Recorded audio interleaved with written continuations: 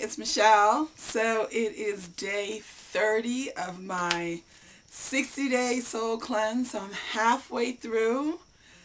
I have to say some amazing breakthroughs have been happening in my life, in my thinking. A lot of paradigm shifts have happened, and I'm so excited that I still have 30 more days to really be intentional about what I want to accomplish and what I'm focusing on, and to actually finish some things so I can have something to show for these 60 days of intention. I really anticipated the first 30 days would be just sort of getting used to paying attention to my life and to my thoughts and to my the requests I was putting out into the universe for things that I wanted in my life.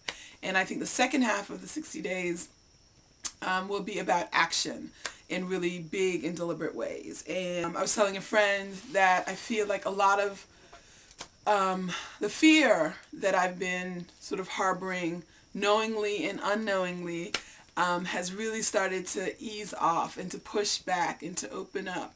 And I'm really thinking about some things I hadn't thought about in a long, long time. Not just trauma, but just sort of things that I was really good at, things that I really enjoyed, things that I'd like to see again in my life. Yeah, I'm really excited to have another 30 days to really kind of just start working on some things. I think I'm on chapter 14 of A Course in Weight Loss. And you know, it's a provocative book. It's a hard book. It's a book that really makes you sort of, if you're ready, it makes you really look into your patterns of thinking and ways that you want to challenge yourself to do things differently. So my water fast, as I predicted, today was effortless. Primarily because I don't have to go anywhere unless I want to, right? I got up this morning, got some water, and did some errands around the house, took care of some business. Later in the afternoon, I met up with some friends at the farmer's market and bought some food that I'd like to eat tomorrow when I break my fast. It's about 8:30 right now, and I'm feeling fine. So yeah, the next time I do this, which I really do believe will be in the very near future, I'm just going to schedule it Thursday, Friday, Saturday, Sunday, on days that I don't work, and because my stress level is just simply lower and I can focus on what I need to do, right? So I got this interesting request from one of the folks that I've been talking to around my soul cleanse, and she noticed that I've been talking about my job more often than I have in the past, and she just wanted to know what exactly I did, because I mentioned about being in jail earlier this week, and her question was, what's one of the weirdest things I've had to do while I'm working with these women? Specifically, I'm a case manager at a grassroots organization that provides direct care to women who are at risk. And I think I talked about being at risk meant in and out of jail, drug addicted, homeless, mental health issues, and trading sex for money, food, housing, safety. And I think when I talked about trading sex, that sounded sort of exotic. And it's, you know, these women are operating in what we consider the oldest profession in the world.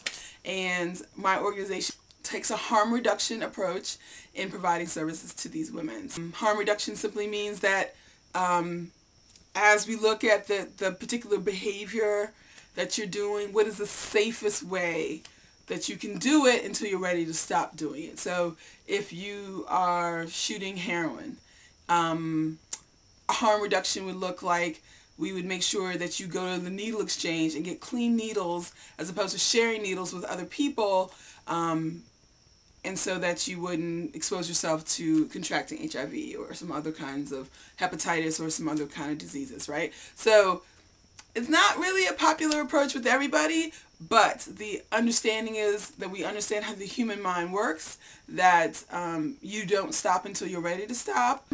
And so maybe one of the best approaches is to minimize the risk that you're exposing yourself to until you can come to terms with it. So I don't know if you needed all that. I was trying to think what's one of the weirdest things I've had to do in this job.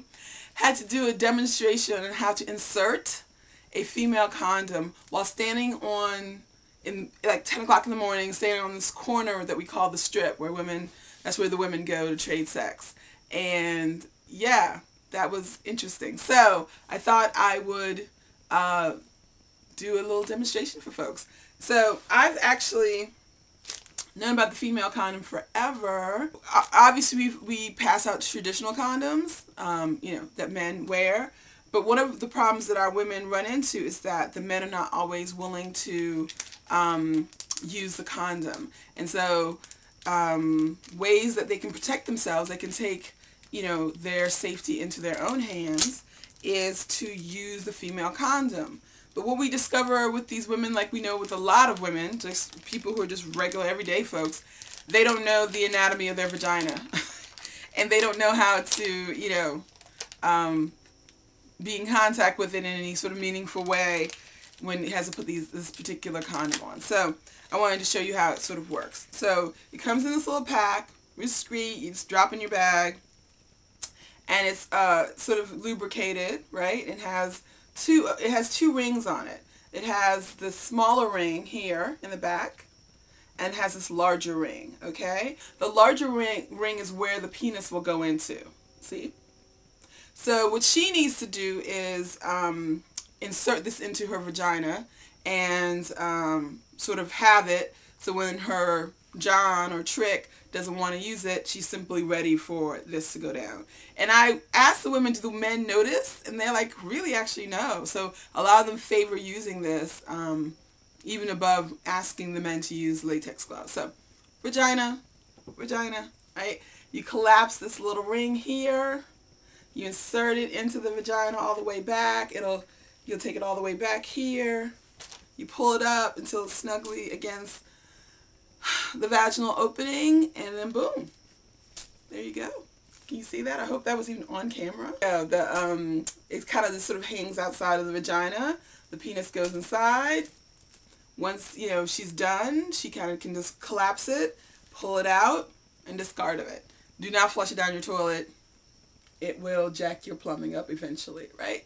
So yeah, that's what I sort of do. One of the things I do to make sure these women who are unfortunately in this harmful situation can at least, when come out of it not having contracted any sort of diseases, if that's possible. So that's it. The water fast is over. How do I make this segue? The water fast is over. I will break it tomorrow by eating watermelon and drinking some more water and go to a spin class, and then I'll make this awesome sandwich I'm looking forward to. So that's it. So I hope all is well. Happiness is a choice. I'm choosing to be happy. I hope you are too. And of course, I'll talk to you guys later. Alrighty.